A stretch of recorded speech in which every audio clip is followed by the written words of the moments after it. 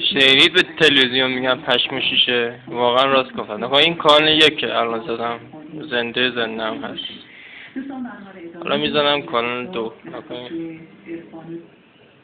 این کانال 2 چرت و پرت نشستن صحبت میکنه. کانال 3 آخونده. کانال بیا 4 این کیه داره اشاره میگه؟ عربیه.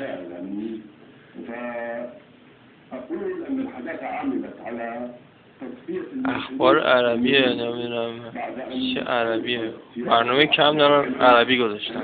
بهشون شرور عربی گذاشتن.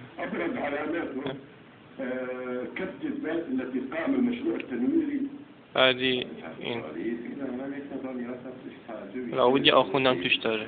هر میزه گرد یه آخوندی بغلش هست. حالا وایسیم ببینیم آخوندش میاد.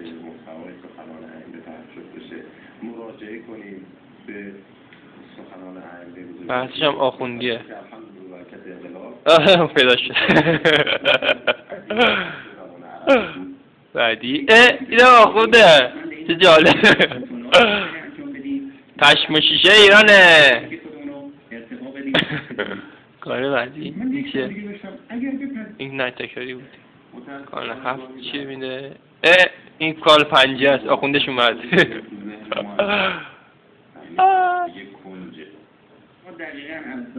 همه آخونده. 6 تا کانال همه آخوندشون میده. این چی؟ این همین لابد آخوند عرباست. لابد تعریف صحبتش هم آخونده. اگه نشون بده. آره؟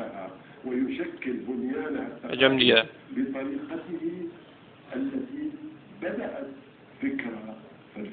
درسته هرچی تو میگی.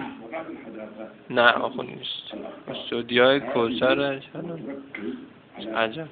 ما که نمیفهمیم چی میگه. لابد یه صحبت آخوندی داریم. آخوند؟ این چیه؟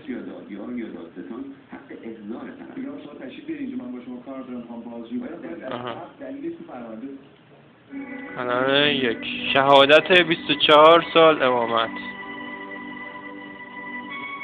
اینجا روش نوشته یا عزاه یا مرگه یا کوفته. یکی مرده یکی گزیده. نمیدونم گزیده مرده گزیده.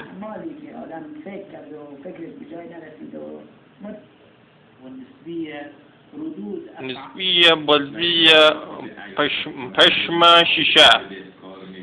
پشم شیشه ایران. همینو بیارم تو زندگیم که واقعا به افراد و کارشون ارزش قائل بشن. ارزش سواد الله میخواد اصلا ربطی به الله نداره. اینا خودشون چیز کردن. تبلیغاتشون نگاه نکنید.